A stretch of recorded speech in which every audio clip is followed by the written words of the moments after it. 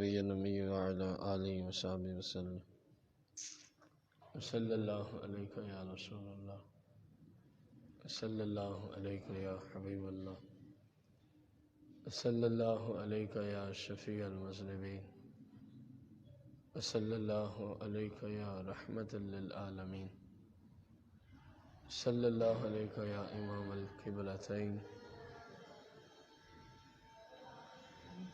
سبحان اللہ وبحمدہ سبحان اللہ العظیم سبحان اللہ وبحمدہ سبحان اللہ العظیم سبحان اللہ وبحمدہ سبحان اللہ العظیم سبحان اللہ والحمد للہ ولا الہ الا اللہ واللہ اکبر ولا حول ولا قوة الا باللہ العلی العظیم۔ حضرت سیدنا امام غزالی رضی اللہ تعالی عنہ امت مسلمہ کو دین کا ضروری علم سکھا رہے ہیں۔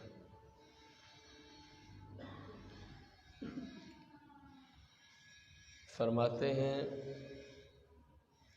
جس علم کا ہم نے اوپر ذکر کیا، جس کے متعلق آگاہی دی گئی، تمہیں بتایا گیا، یہ علم اپنے سیکھنے والے شخص کے لیے بالکل ایسے ہی فائدہ مند ہوتا ہے جیسے کہ ایک شخص کو سخت پیاس لگی ہو، اس کا علاج کائنات کی دوائیوں سے آپ کریں نہیں ہو سکتا۔ جب پیاس ہے تو اس کو پانی ہی فائدہ دے گا۔ فرماتے ہیں یہ علم بھی ایسے ہی تمہیں گناہوں سے بچانے، نیکیوں کی طرف رغبت دینے اور رب ذوالجلال والاکرام کی بارگاہ تک رسائی کے اندر مدد دینے میں ایسے ہی یہ لازم ہے جیسے پیاسے کی پیاس کو بجھانے کے لیے پانی لازم ہے۔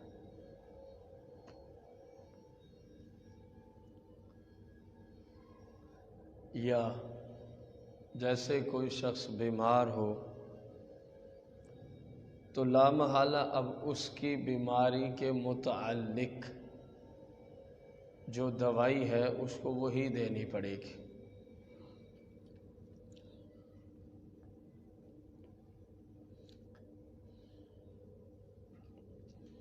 لیکن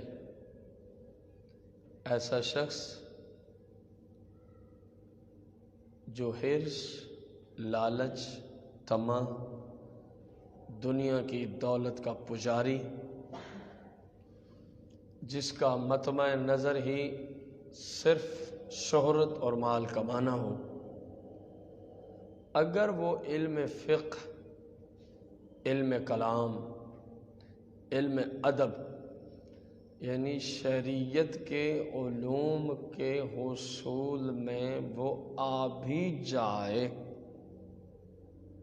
جس بندے کے دل میں اپنی شہرت کہ بس میرے ہی چرچے ہوں، میرا ہی ہر طرف ڈنکا بجے، اور مال و دولت کا پجاری اور دنیاوی خواہشات جو اسلام سے ٹکر لیتی ہیں ان کو پورا کرنے والا، اگر علم شریعت سیکھنے کی طرف آ بھی جائے تو پھر اس کی مثال ایسے بیمار جیسی ہے جو ایسی چیز کھا لیتا ہے جس سے پکی بات ہے کہ اس کا مرض مزید بڑھے گا۔ بہت بڑی بات کر گیا امام.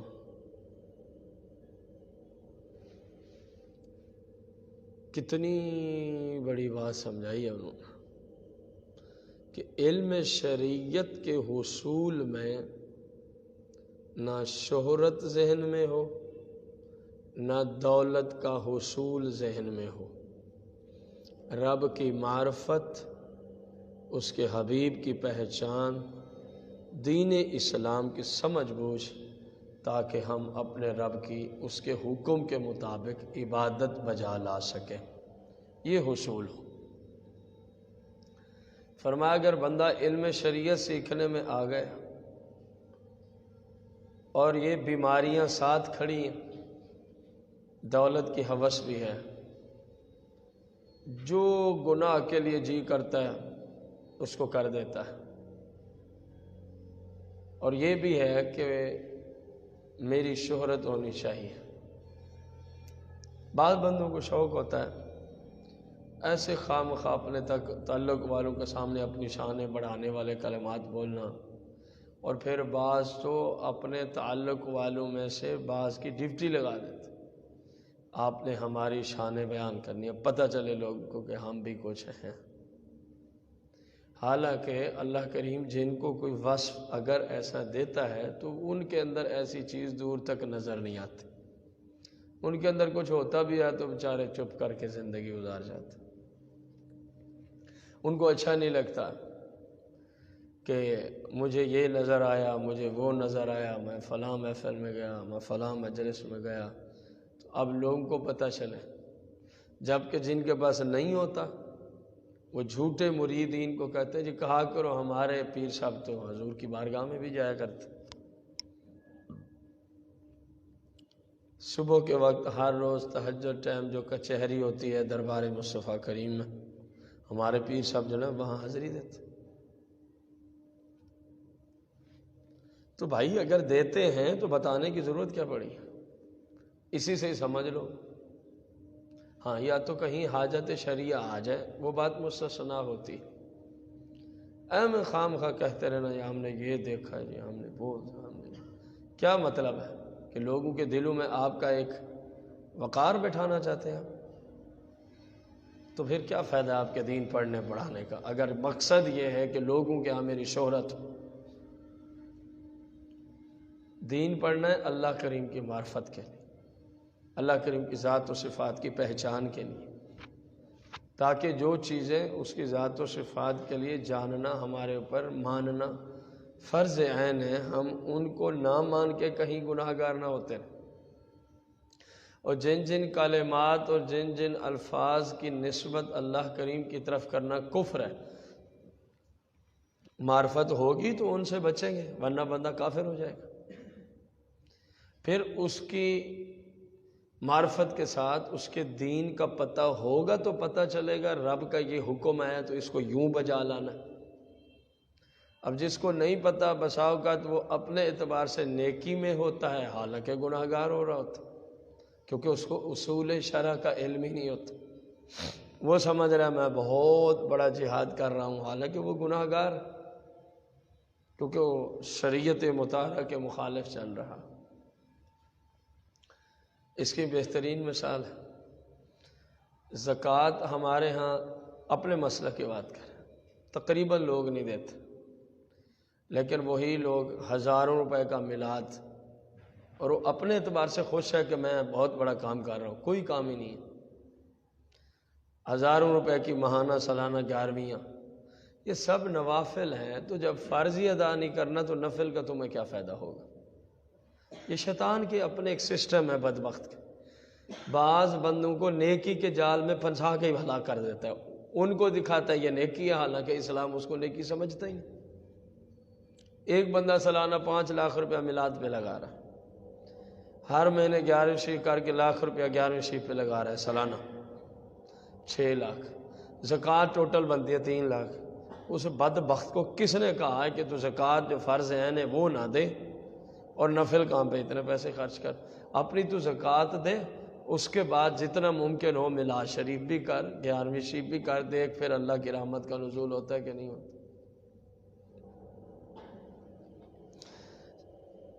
تقریباً جو لوگ دین کی طرف مائل ہوتے ہیں ان کو مار دینے کا شیطان کے پاس ایک ہی حربہ ہے، کسی نہ کسی اعتبار سے دین کا جھانسا ہی دے کے ان کو ہلاک کرے گا۔ یہ دین ہے، اصل دین یہی ہے، باقی سارے پاگل ہیں، ان کو پتہ ہی کوئی نہیں۔ آپ اسی طرح کریں۔ تقریباً 2 نمبر پیر جتنے ہیں وہ یہی کام مریدوں سے کروا رہے ہیں، ان کو دین کا لبادہ دے کے۔ اب جو عرس پہ اپنی ماں بہن کو لے گئے، ہم عرس اس کو کہہ نہیں سکتے، گناہ کا کام جو ہو رہا ہے، وہاں پہ پیر صاحب کے کہنے پہ ہی وہ اپنی بیٹی کو مردوں کے اندر لے گئے، پھر وہ کہتا ہے جی دھمال ڈالو، وہ ناچ بھی رہی ہے۔ اس ظالم نے اس گھر کا ستیہ ناش کیا کہ نہ کیا؟ اسی لیے میرے آقا علیہ السلام نے فرمایا کہ برے لوگوں کی صحبت تمہیں ہلاک کر دے گی، وہ کوئی بھی ہو۔ برے بندے کی صحبت تمہیں، برا کون ہے؟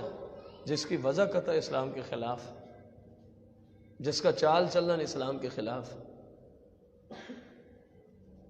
12 ربیع الاول کا جناب اس نے جھنڈا لگا دیا، کوئی 30-40 فٹ اونچے اس کے اوپر وہ کیا ہوتا ہے، ٹاور کے اوپر ہے جی، یا بانس کے اوپر یا کسی جگہ، وہ اب ہر بندے سے پہلے جنت میں جائے گا۔ ایسے جاہل قسم کے 2 نمبر پیروں نے امت کا ستیہ ناش کر کے رکھا۔ کیوں؟ وہ جی جھنڈا ادھر لگا کے داڑھی والے تو نہیں جاتے؟ یار کوئی شرم کرو، کوئی حیا کرو۔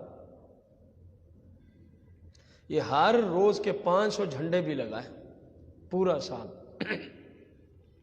اور دوسرا بندہ صرف ایک وقت کی فرض نماز پڑھ لے، یہ اس کا مقابلہ کرتا ہے؟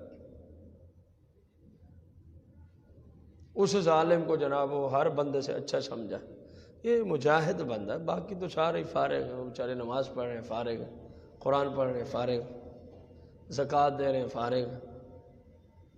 یہ 2 نمبر پیروں کی ساری شرارت، اور 2 نمبر مولوی، 2 نمبر نقیب، اور 2 نمبر نعت خواں، یہ ان کی شرارتیں ہیں۔ یہ کرتے کیوں ہیں ایسی شرارتیں؟ اپنی جھوٹی شہرت کے لیے۔ ظاہر ہے جب فاسق و فاجر لوگوں کو آپ اتنی سی بات پہ جنت میں پہنچا دیں گے، وہ مر تو سکتا ہے، وہ آپ کے بغیر کسی کو پیر نہیں سمجھے گا۔ ایک بندہ اس کو کہہ رہا ہے کہ آپ شرعی طور پہ فاسق و فاجر ہیں، آپ کی داڑھی پوری نہیں ہے، کترواتے ہیں مٹھی سے پہلے یا سرے سے نہیں ہے۔ دوسرا کہتا ہے نہیں، ان داڑھی والوں سے بھی پہلے تو جنت میں جائے گا، وہ کس کو پیر سمجھے گا؟ کہے گا باقی تو سارے ہی فرلو ہیں، اصل بندہ تو یہی ہے جو خود بھی جہنم جا رہا ہے، مجھے بھی ساتھ لے کے چلا ہے۔ یہی بات ہے۔ اب جو میں ایک بندے کو جو خلاف شرع چل رہا ہے اس کو شابش دوں، ٹھیک ہے تیرا راستہ بالکل اچھا ہی ہے، تو سب سے پہلے جنت کو پہنچے گا، تو میں نے اس کو ہلاک کیا نا، میں اس کی ہلاکت کا سبب بنا۔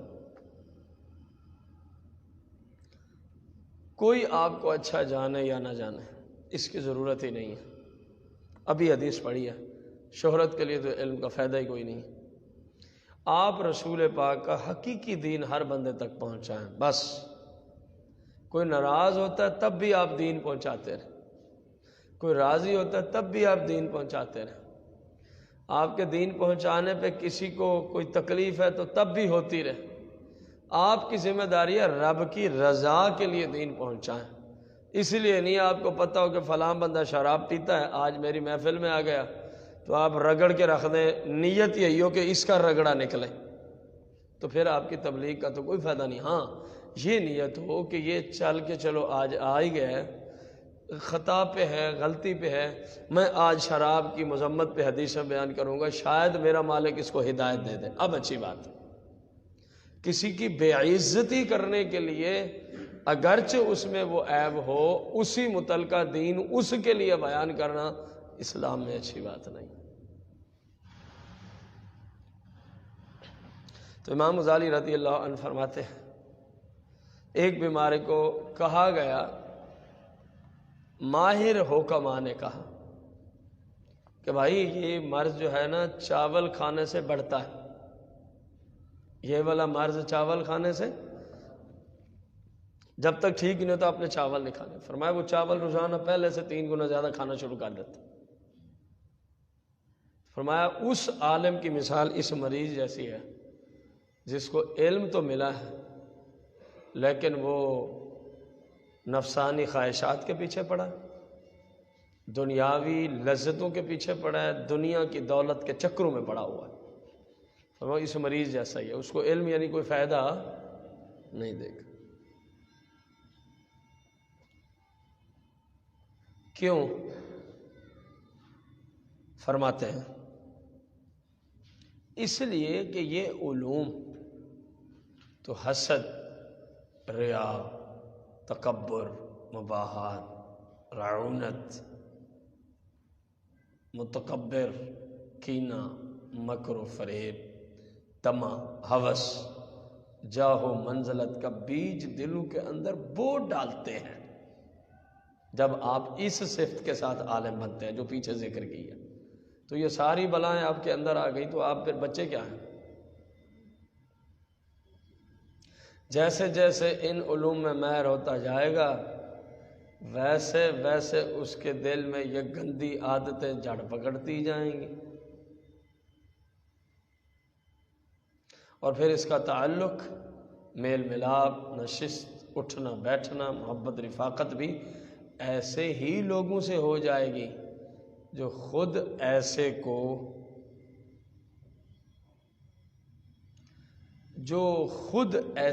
کبھی کردار کے حامل ہیں، جو خود ایسے کبھی کردار کے حامل ہیں۔ اب توجہ کریں، کتنی بڑی بات سمجھائی امام غزالی نے۔ فرمایا جب بندے کے علم کے ساتھ عمل نہ ہو تو پھر اس بندے کا حال یہ ہوتا ہے وہ عالم ہو کے گندے لوگوں کے ساتھ اس کی دوستیاں شروع ہو جاتی۔ معلوم ہوا کہ علماء کا برے لوگوں سے دوستی کا دور تک کوئی تعلق نہیں ہوتا، پرہیزگار متقی لوگوں کا برے لوگوں کے ساتھ کوئی دوستانہ تعلق نہیں ہوتا۔ البتہ دین سمجھانے کی غرض سے تو ہر بندے کافر کو بھی تبلیغ کرے گا۔ دوستی کا معیار وہی تقوی و طہارت ہے، جب تک ہے تو پھر دوستی ہے، جب نہیں ہے تو پھر حکمی شریعت کا یہی ہے۔ اللہ اکبر۔ تو اگر بالفرض کسی وقت انہیں ان رذائل سے توبہ کرنے کی اپیل کی جائے تو یہ ساری بے حاصل ہے، یہ کوشش بے حاصل ہے، کوئی فائدہ نہیں، کیونکہ وہ انہی کاموں میں مستغرق ہے۔ اب اس کو کہنا کہ آپ توبہ کر لیں، آج کر لے گا تو پھر کل کو وہی کام ہوگا۔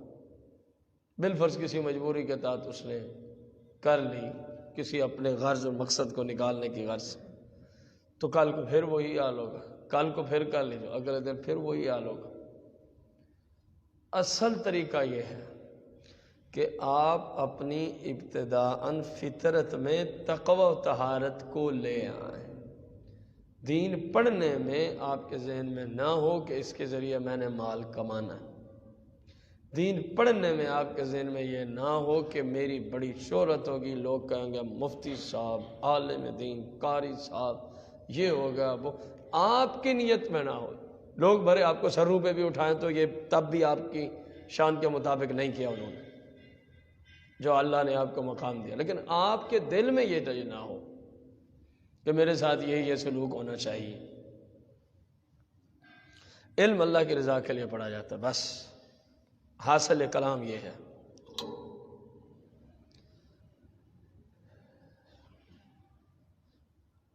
شان طہارت، ان اللہ یحب التوابین ویحب المتطہرین، ان اللہ بے شک اللہ یحب محبوب رکھتا ہے التوابین سچی توبہ کرنے والوں کو، ویحب اور اللہ محبوب رکھتا ہے المتطہرین پاکیزہ لوگوں کو۔ وقال النبی صلی اللہ علیہ وسلم الطہور شطر الایمان، طہارت و پاکیزگی ایمان کی بنیادی شرط ہے۔ نیز ثم قال النبی صلی اللہ علیہ وسلم بنی الدین علی النظافہ، دین کی بنیاد ہی پاکیزگی پر ہے۔ لیکن اس سے یہ گمان نہ کریں کہ یہ تمام فضیلت اور شان و شوکت اور عظمت محض جسم اور کپڑوں کو پاک صاف رکھنے سے مل جائے گی، جو پانی کے استعمال سے حاصل ہوتی ہے، بلکہ طہارت کی امام غزالی فرماتے میں تمہیں بتاتا ہوں 4 قسمیں۔ نمبر 1، اللہ کریم کی محبت کے سوا دل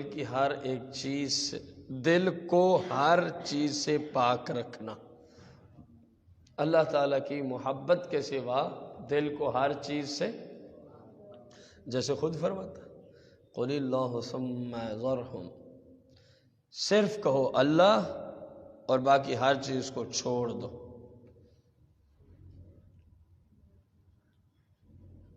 ثم ذرہم، یہ زور غلط لکھا ہوا، اس کو دیکھ لیں جس کے پاس سہولت ہے، ایسے ہی ہوگا۔ سورہ اعلیٰ نام ہے، آیت 91 ہوگی۔ اور اس سے مقصود یہ ہے کہ جب تک دل غیر اللہ کی محبت سے خالی نہیں ہوگا تب تک اللہ کے ذکر و فکر میں تو مشغول اور مستغرق ہو ہی نہیں سکتا۔ اور کلمہ لا الہ الا اللہ محمد الرسول اللہ کی یہی حقیقت اور صدیقین کے ایمان کا یہی مقام ہے۔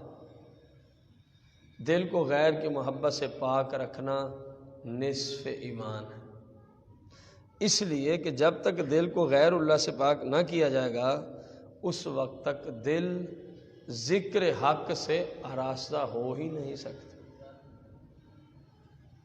یہ کاتب کی غلطی، اس کو زر کر لیں، ورنہ کل کو آپ زوری پڑھتے رہیں گے، میں آپ کو بتا رہا ہوں، کیونکہ آپ کو تو نہیں سمجھنا گرامر کی۔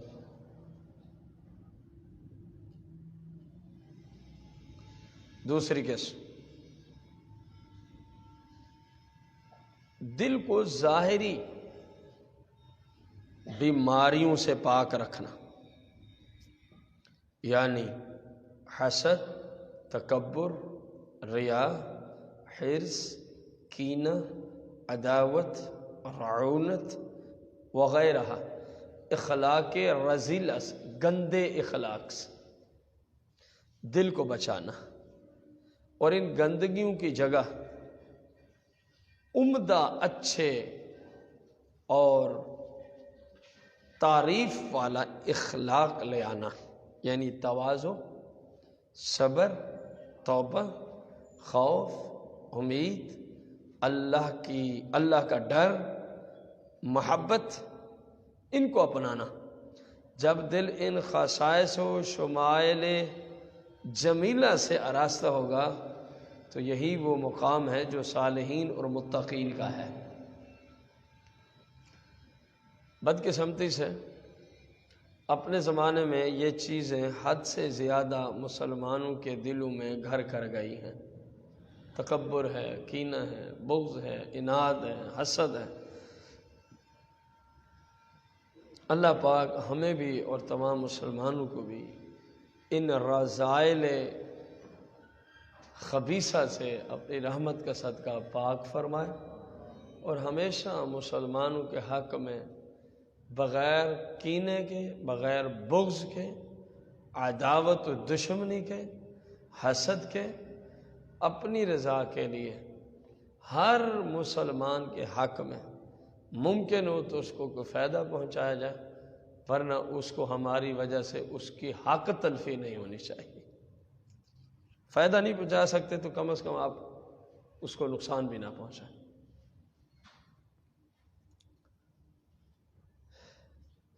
پس ثابت ہوا کہ اخلاق مذمومہ، گندے اخلاق، گندی عادات دل کو پاک صاف رکھنا نصف ایمان ہے۔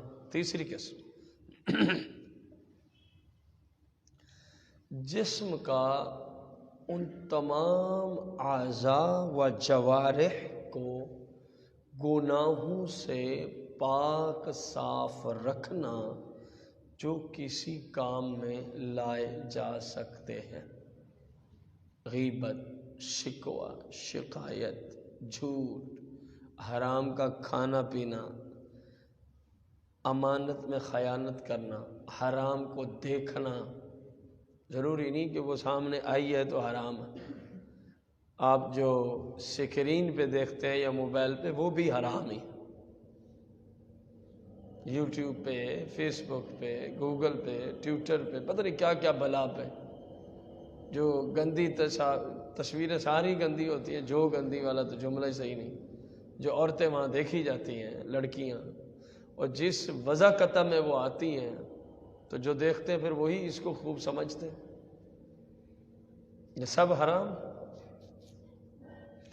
ایسی تمام بری حرکتوں سے بچنا اور اپنے آپ کو احکام خدا بندی میں ہر وقت مستعد رکھنا، پوری کوشش کر کے اللہ کے احکامات،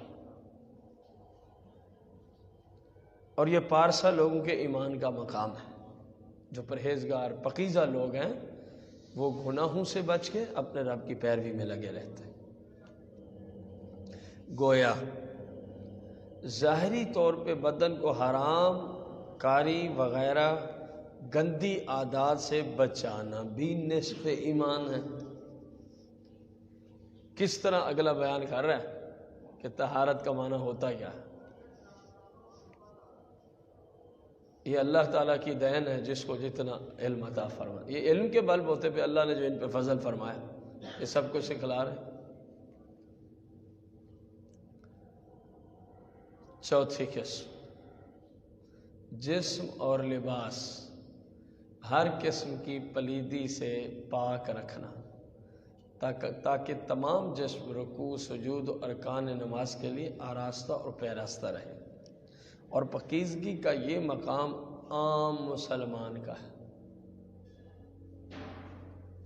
چونکہ نماز عمومی معاملات میں مسلمان اور کافر کے درمیان امتیازی نشان کا درجہ رکھتی ہے کہ کافر پڑھتا نہیں، مسلمان چھوڑتا نہیں، اور یہی وجہ ہے کہ کلمہ گو ایمان سے پہلے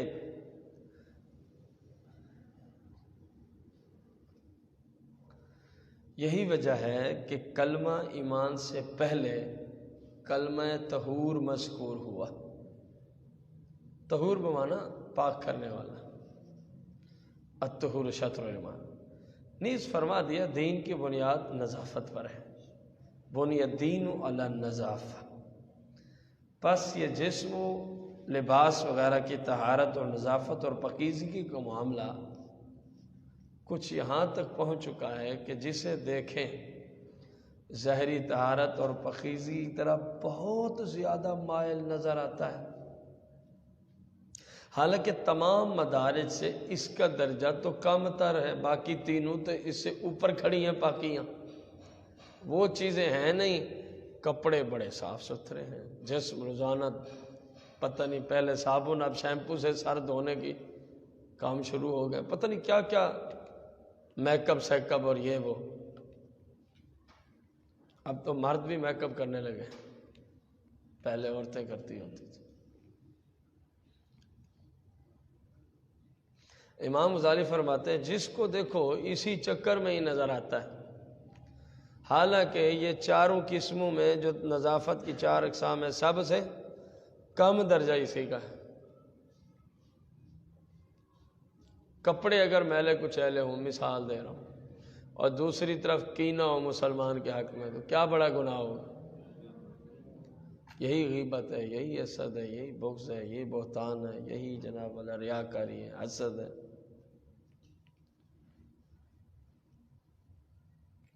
یوں ہر ایک کی توجہ کا مرکز یہی طہارت بنی ہوئی ہے، کیونکہ یہ دیگر تمام طہارتوں سے ذرا آسان ہے نا جی، اس لیے اوپر والے کاموں کے لیے تو پھر ریاضات و مجاہدات درکار ہے نا، حقیقی مجاہدات،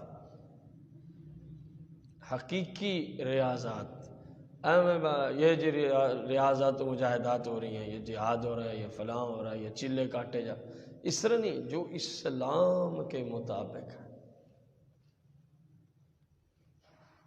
اب چلے تو وہ بھی لگواتے ہیں، لیکن ظاہر ہے جب نظریات و عقائد ہی اسلام کے مخالف ہیں تو اس چلے کا کوئی فائدہ ہی نہیں، بھلے 10 چلے لگا کے پہلے سے زیادہ ہلاک ہو کے آئے گا، کیونکہ کام اسلام کے خلاف، کہ میں مر گیا ہوں اتنی دیر، کبھی بھوک برداشت کی تو کبھی پیاس، اللہ کی راہ میں گئے تھے جنگل میں، کبھی کھانا نہیں موقع پہ میسر آیا تو کبھی کپڑے دھونے پڑے تو کبھی فلاں تو او بھائی آپ دین کے خلاف جو ہیں، بھلے آپ وہیں مر بھی جائیں تب بھی جہنم رسید ہوں گے آپ۔ پہلے اپنے عقیدے تو ٹھیک کرو، تمہارے ساتھ جو صحیح العقیدہ جائے واپس آتا ہے وہ بھی بد مذہب ہوتا ہے، تو پھر تمہاری اس مشقت کو اللہ کے ہاں کب قبول کیا جائے گا؟ کام چند لمحوں کے لیے بھی ہو اللہ کے دین کے مطابق تو وہی کئی دنوں سے زیادہ ثواب کا متحمل ہوتا ہے۔ 6 مہینے بندے گھر نہیں آتے جی، بستر اٹھائے ہوئے، کر کیا رہے ہیں؟ دن رات گستاخیاں، اولیاء کے خلاف بھونکنا، اچھا جی اہل بیت کے خلاف انبیاء کی شانوں کو گھٹانے کی سازش میں لگے رہنا۔ ورنہ تبلیغی نصاب میں درود و سلام کا باب کیوں نکالا گیا؟ کوئی ہمیں بھی تو بتائے نا۔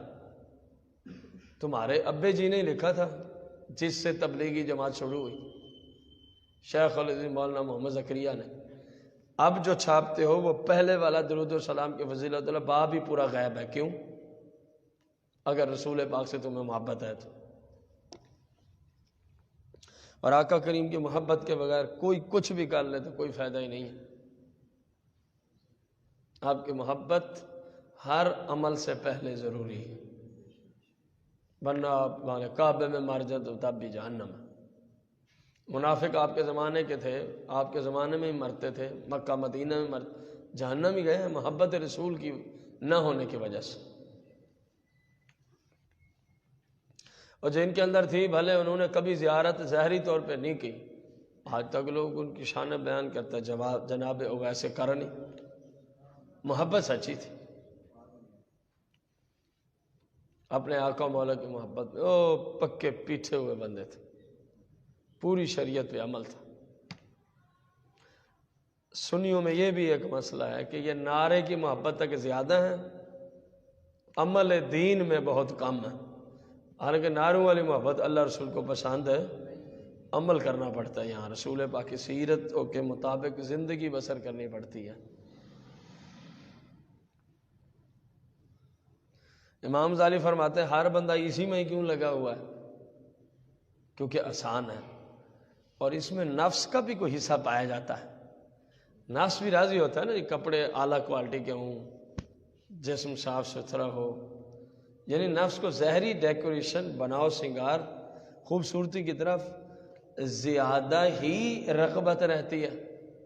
ہر شخص کا نفس یہی چاہتا ہے، کیونکہ صفائی ویسے ہی بھلی لگتی ہے اور اس سے نفس کو راحت میسر ہوتی ہے، اور پھر یہ ظاہراً ہر ایک دیکھ بھی رہا ہوتا ہے۔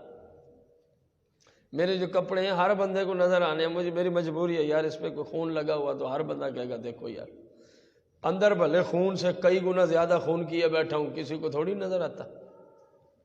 یہ جملہ سمجھا رہا، 10 بندوں کی میں نے غیبت کی آج کے دن میں، تو آپ کو تو نظر نہیں آ رہی، 15 بندوں پہ بہتان ڈال کے بیٹھا ہوں، ادھر تو میں مسند تدریس پہ بیٹھ کے بڑا پکیزہ بندہ بن کے بیٹھا ہوں، اب اندر کا تو تمہیں نہیں پتا نا۔ یہ جملہ سمجھا رہے ہو، 20 بندوں سے میں بغض اور کینہ رکھ کے بیٹھا ہوں، ظاہری طور پہ شیخ صاحب بیٹھے، اللہ ہی جانے کہ شیخ صاحب کے اندر بھی کچھ ہے یا بس ایویں ہی شیخ صاحب بنے ہوں۔ یہ جملہ امام غزالی سمجھا رہے ہیں۔ یہاں بیٹھنے سے کسی کا وقار نہیں بڑھے گا، ہاں ظاہری طور پہ 2-4 بندے آپ کی عزت کر لیں گے، لیکن بات یہاں اللہ رسول کے ہاں ہو رہی ہے۔ آپ کا اندر بھی ہر غلاظت سے پاک ہونا چاہیے، پھر جا کے کوئی کام بنتا ہے۔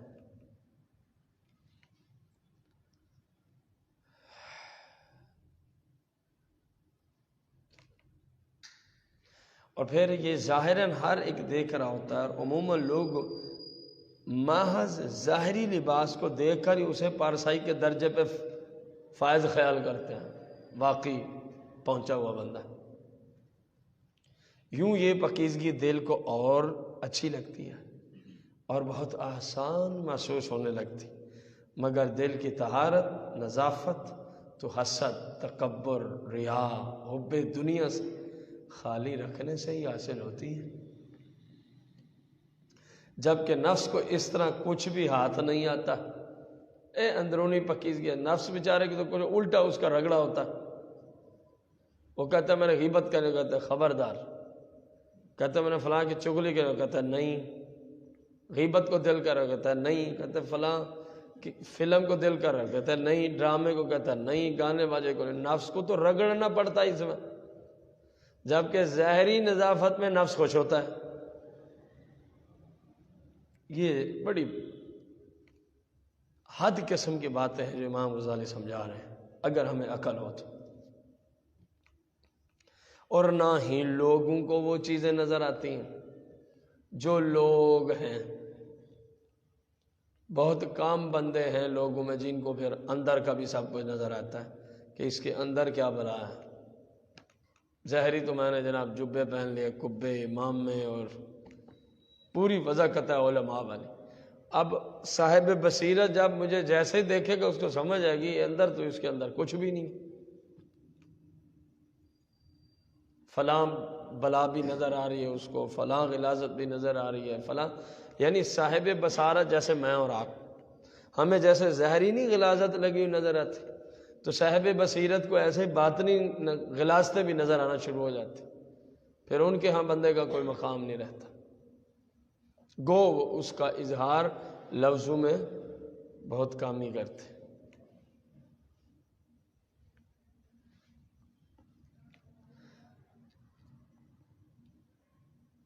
اور لوگوں کی نگاہوں کا مرکز بنے بھی کیسے؟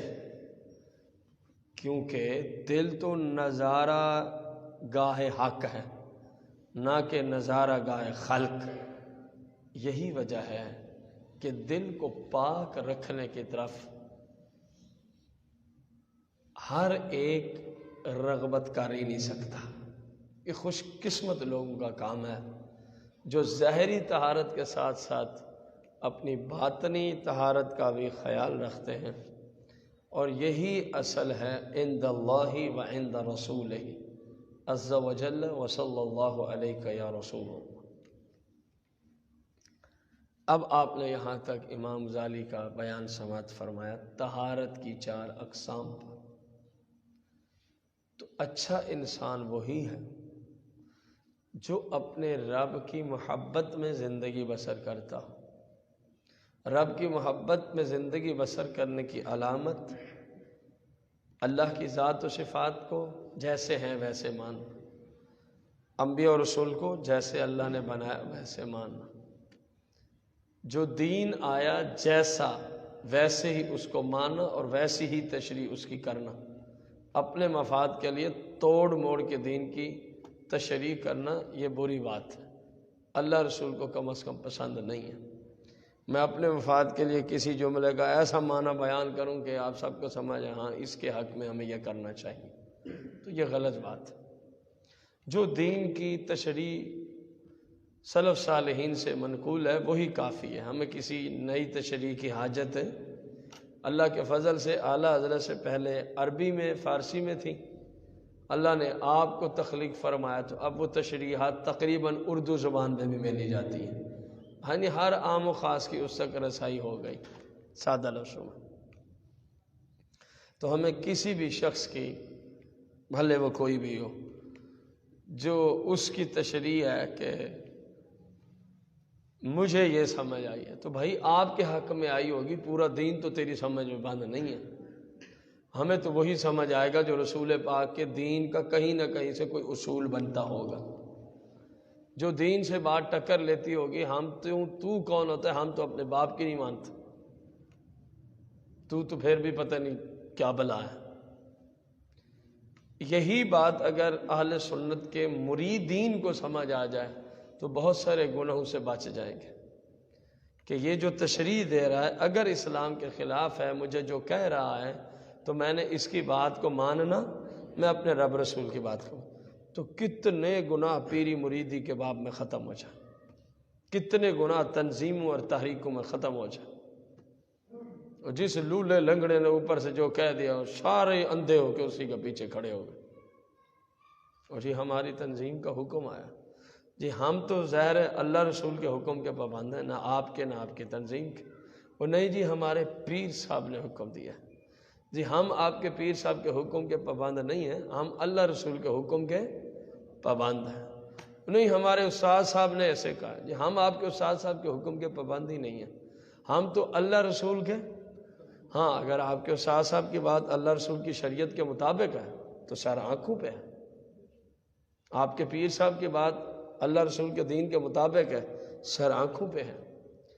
اگر آپ کے پیر صاحب کی بات، آپ کی تنظیم کے کسی رہبر و رہنما کی بات رسول پاک کے دین کے عین مطابق ہے، سارے اصولوں کے مطابق، تو پھر بالکل سر آنکھوں پہ ہے، کیونکہ اب نہ یہاں استاد ہے، نہ پیر ہے، نہ تنظیم ہے، بلکہ رب رسول کا دین ہے، اس وجہ سے سر آنکھوں پر ہے۔ میں نے جو اب تک آپ کو پڑھایا آج کا ہی سبق اسی بات پہ منطبق کر لیتے، تو یہ اس وجہ سے قابل قبول ہے کہ میں نے کہا ہے؟ نہیں، اس وجہ سے قابل قبول ہے کہ رب کا دین ہے، اسلام ہے، میری تو اوقات ہی کوئی نہیں، یہ کوئی عاجزانہ کلمات نہیں ہے۔ رب کعبہ کی قسم ہے، دین بیان کرنے کے اعتبار سے میری کوئی اوقات بھی نہیں ہے۔ اس کا مطلب یہ ہے کہ میں ایک مسئلہ بھی اپنی طرف سے کہوں جو دین میں نہ ہو تو اس کو کوئی نہیں مانے گا، خود میں آپ بھی نہیں مان سکتا شریعت کے اصولوں کے تحت، کیونکہ دین بیان کرنے کے ہمیں اللہ کی طرف سے اجازت ہے، نہ کہ خود دین وضع کر کے لوگوں کو بتانے کی، تو پھر اوقات تو کوئی نہ رہی۔ سمجھ آئی بات؟ دین وہی ہے جو اللہ رسول کی طرف سے آیا، اس لیے نہیں آپ میری باتیں مانیں گے کہ میں نے کہہ دیا۔ میں بھی ایک ادنا سا عام سا ایک انسان ہوں، مجھ سے بھی بیسیوں خطائیں ہو سکتی ہیں۔ قابل قبول اس لیے ہوگی کہ اگر وہ بات اللہ رسول کے دین کے مطابق ہے تو بالکل ٹھیک ہے، ہاں بائیمانہ پہنچانے والے کی کوئی عزت ہوگی کہ یار اس نے ہمیں اللہ کا دین سکھلایا ہے، اس نے ہمیں اللہ کے دین تک پہنچایا ہے، ہماری کیا حالت تھی اور اس نے دن رات محنت کر کے اللہ کی توفیق سے ہمیں یہ پڑھایا، ہم کہاں کھڑے تھے اور کہاں پہ اب آ گئے، یہ علیحدہ آپشن ہے، علیحدہ چیز ہے۔ لیکن بات میری جو مانی جائے گی میری ذات کی وجہ سے نہیں مانی جائے گی، اس کے پیچھے اللہ رسول کا دین ہوگا تو مانی جائے گی۔ اگر میری بات قرآن و حدیث کے خلاف ہے تو میں تو 20 بار آپ کو کہہ چکا ہوں، آپ پہ ماننا حرام ہے اگر میں قرآن و حدیث کے خلاف آپ کو کوئی بات کرتا ہوں، اس کی اتباع آپ نہیں کریں گے۔ مقام صرف مصطفیٰ کریم کا ہی ہے، بس باقی تو سارے آپ کے پیچھے ہی چل رہے ہیں۔ اللہ ہمیں آپ کی سچی غلامی نصیب فرمائے، آمین بجاہ النبی الکریم علیہ الصلوۃ والتسلیم۔